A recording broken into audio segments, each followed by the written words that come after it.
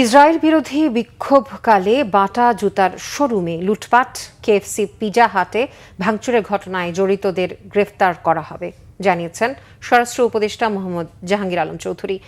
ওই ঘটনায় আইনশৃঙ্খলা বাহিনীর ব্যর্থতা ছিল না বলেও দাবি তার।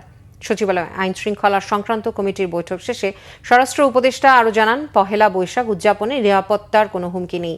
ফিলিস্তিনিদের হত্যার প্রতিবাদে ইসরায়েলি পণ্য বর্জনের ডাক দিয়ে একদল বিক্ষোভকারী বাটার শোরুম, কেএফসি, পিৎজা হাটে ভাঙচুর ও লুটপাট করে।